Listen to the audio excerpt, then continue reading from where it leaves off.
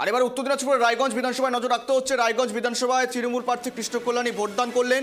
Convention high স্কুলে তিনি vote দিয়েছেন এবং পরবর্তীতে বুথের 100 মিটারের মধ্যে বিজেপির ক্যাম্প জানিয়েও তিনি ক্ষোভ প্রকাশ করেছেন। বলেছেন, কমিশনের নিষেধাজ্ঞাকে উড়িয়ে ভোট গ্রহণ কেন্দ্রের 100 মিটারের মধ্যে বিজেপির ক্যাম্প বসানো হয়েছে এবং জানিয়ে ক্ষোভ প্রকাশ কৃষ্ণ কল্যাণীর। একদিকে ভোট দিলেন তৃণমূল প্রার্থী কৃষ্ণ কল্যাণী, কনভেনশন হাই স্কুলের সস্ত্রীক ভোটদান প্রার্থীর। বুথের 100 মিটারের মধ্যে বিজেপির ক্যাম্প, ক্ষোভ প্রকাশ তৃণমূল প্রার্থী কৃষ্ণ কল্যাণীর। রায়গঞ্জে ভোটদান পর্বে অংশ নিলেন তৃণমূল কংগ্রেস প্রার্থী কৃষ্ণ কল্যাণী। এদিন তিনি সাত সকালে রায়গঞ্জ কনভেনশন হাই স্কুলের নির্দিষ্ট বুথে সস্ত্রীক হাজির হয়ে ভোট প্রদান করেন। ভোট দেওয়ার পর তিনি রায়গঞ্জ বিধানসভা কেন্দ্রের বিভিন্ন বুথগুলি পরিদর্শন করেছেন।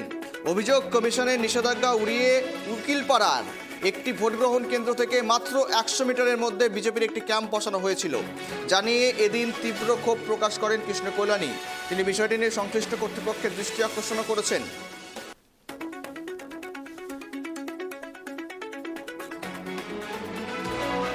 এখানে 67 নম্বর বুথের ইভিএমটা ঠিক ছিল না, সেটাকে রেকটিফাই করে রিসেট করে তারপর চালু হয়েছে। এখন স্মুথলি ভোট হচ্ছে। গণতন্ত্রের উৎসবে সবাই সামিল হয়েছেন। ওয়েদারটাও প্লেজেন্ট ওয়েদার রয়েছে। সকাল সকাল সকলে ভোট দিতে আসেন। এখন উপচে পড়া ভিড় রয়েছে।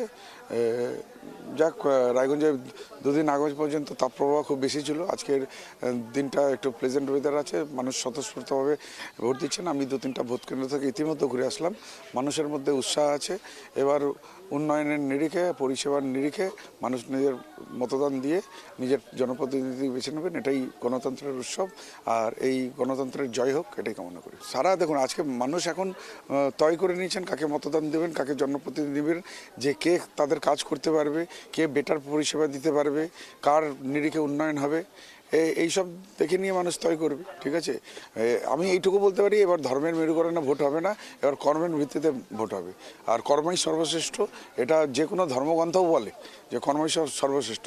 তো কর্মের নিরিখে যে মানুষ কাজ করতে পারবে, যে আওয়াজ হয়ে, জনগণের আওয়াজ হয়ে বিধানসভায় আওয়াজটা উঠাতে পারবে, সেই নিরিখে ভোট হওয়া উচিত।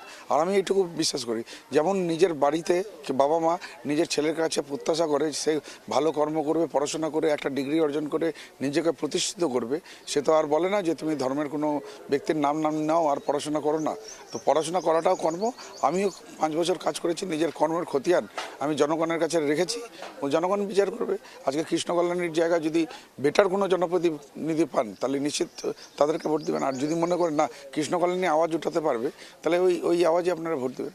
হ্যাঁ, 2-1টা জায়গায়, যেমন 34 নম্বর বুথেও একটা ইভিএম খারাপ হয়েছিল। আমি যে বুথে গিয়েছিলাম ভোট দিতে, সেখানেও 3বার রিস্টার্ট করার পর মেশিনটা চালু হয়। বাকি ঠিক আছে, কিন্তু এখানে 100 মিটারের মধ্যে বিজেপির বুথ রয়েছে, যেটা ইলিগাল। আমি এখানকার সিআরপিএফকে জানালাম, এটা খুব তাড়াতাড়ি একটা বুথটাকে সরিয়ে দেওয়া উচিত। আপনারা সংবাদ মাধ্যম আছেন, আপনারাও দেখুন যে এটা মানে ইলিগাল ওয়েতে মানে ওখানে বুথ সেট আপ করেছে, সেটা হওয়া উচিত না। এই গণতন্ত্রের উৎসবে সবাই আপনারা সামিল হন, শান্তি শৃঙ্খলা আইন বিধি মেনে সবাইকে চলা উচিত। এখানে আমি শুনেছি ক্যান্ডিডেট দীর্ঘক্ষণ ধরে 1-1.5 ঘন্টা থেকে, আমিও আসলাম, জিজ্ঞাসা করলাম, সব চলছে, স্মুথলি চলছে, শুনে নিয়ে আমি বেরিয়ে যাচ্ছি। এখানে 1-1.5 ঘন্টা দাঁড়িয়ে ভোটারদের প্রভাবিত করে ভোট নেওয়াটা এটা সঠিক গণতন্ত্রের পদ্ধতি নয়। আমি ওই বিজেপি প্রার্থীকে বলবো, আপনার যেটা আইন শৃঙ্খলা আছে সেই হিসাবে মেনে চলুন। জনাদেশ জনগণ তয় করে নিয়েছে। এখন আপনি এখানে থেকেও আপনি কিছু করতে পারবেন না, না আমি কিছু করতে পারবো। জনগণ আজকে ভোট দিক, 4 মে জনাদেশ বেরোবে, সেটা আমাদের অপেক্ষা করা। একটা ব্যানার না, ওনাদের তো বুথ আছে, আমাদের নয় একটা ব্যানার নয় ওভারলুক হয়ে যেতে পারে। পুরো বুথটা তো ওভারলুক হবে না, বুথটা কেন আছে? আজকে ওনাদের কাজ আছে শুধু বিরোধিতা করা। ঠিক আছে, নিজের গিরেবানটা দেখুক না। এখন পর্যন্ত নির্বাচন কমিশনকে যেটা আমি জানিয়েলাম যে বুথ এখানে ঢোকার সঙ্গে সঙ্গে জানালাম নেয়ার আবার 10-12 মিনিট হয়ে গেল, এখন পর্যন্ত মানে দেখলাম না। যেখানে বুথটা আছে সেখানেই আছে। এনারা এখানকার সিআরপিএফ রয়েছেন, এনারা গিয়েও ওটা সরাই দিতে পারতেন, কিন্তু এখনও সরাননি। একটি কতটা নাই, এখন ওনারা নিজের হয়তো ওনাদের ডিউটি এখানে পড়ছে, এখান থেকে বাইরে যেতে পারবেন না, সেই জন্য ওনারা ফোন করছেন। আমাদেরও একটু 10-15-20 মিনিট অপেক্ষা করা উচিত, দেখছি কী হচ্ছে। আমি যতক্ষণ না সরছি ততক্ষণ আমি রয়েছি এখানে।